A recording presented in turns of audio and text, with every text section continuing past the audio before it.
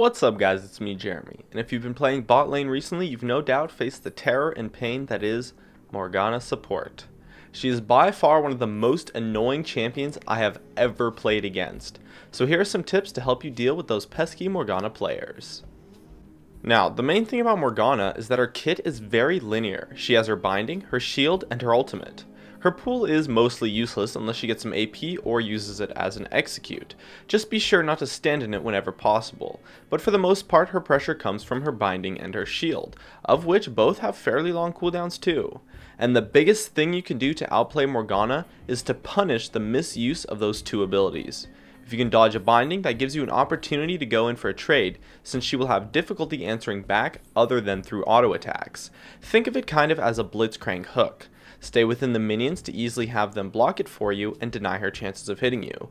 As well as you can juke perpendicular to when she throws them out and just try to expect them so that you can dodge immediately. The real difficulty though is outplaying her black shield. Now, versus the black shield of Morgana, you have three major options to outplay it, and depending on your champion, different methods may be more effective. The first is to wait for it to run out. This tactic works best with supports that can walk up to Morgana and CC her, forcing her shield, but then back off.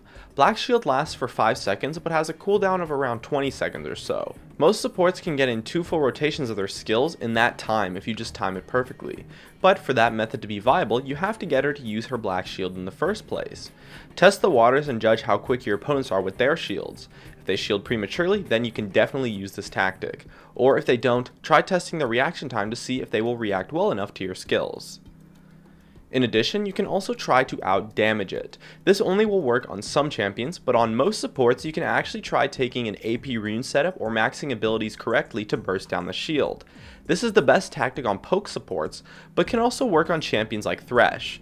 Things such as Thresh's hook and Lulu's glitter lance can burst down the shield versus most Morganas in one go.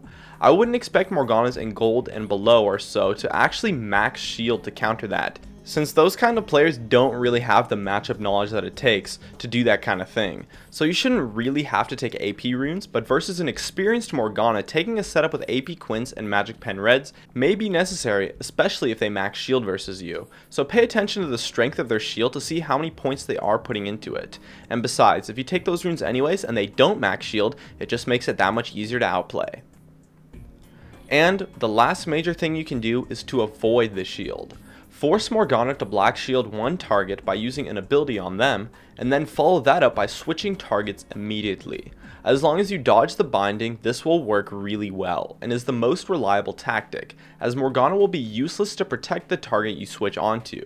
This is the best way to outplay her with initiation supports like Leona. You just need to save something that will let you go on a different target other than Morgana.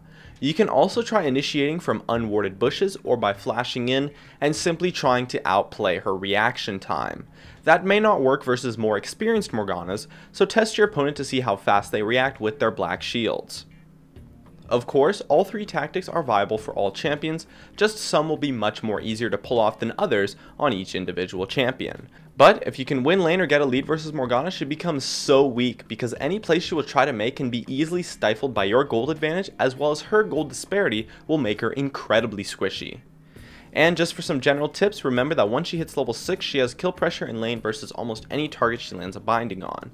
Also, flashing over bindings is likely something you will have to do, so use either flash or any mobility you might have to dodge it, as it is kind of a slow skill shot, although it may not be that easy to dodge. And versus Morgana, you do have to pick your fights very carefully. It's incredibly difficult to set up a situation where you can outplay her skill set, but if you can, she is absurdly weak, so taking advantage of the aforementioned counterplay is key to winning lane versus her. And during teamfights, when she tries to make a play for her ultimate, you can often just focus her down or flash out of the ultimate's range, since she will take a very long time to buy Zhonya's. When she does get Zhonya's, you need to position more carefully and kite her in fights, but that isn't always a concern unless you lose lane to her. Do your best to dodge bindings in teamfights and watch out for key initiation abilities that are easy to stop with her shield. Things like Vi's ultimate and stuff like that need to be held onto versus Morgana, as she can easily shield them out of contention. So wait for her to throw out her shield before using those kind of abilities. And also a Mikhail's, Quicksilver Sash, or even a Banshee's Veil are great items versus Morgana and can easily counter her bindings. And that's pretty much it. My name is Jeremy, and that's it for my tips on how to play against Morgana support. If you enjoyed this video, feel free to check out some of my others on the screen right now, or stay connected at facebook.com/gamingcurios. And also I stream with some awesome commentary over at twitch.tv/Jeremy_gamingcurios, so be sure to check that out if that's the kind of thing you're into. Drop a like and make sure to subscribe for some more awesome content in the future. As always, thank you so much for watching, and I'll see you guys next time.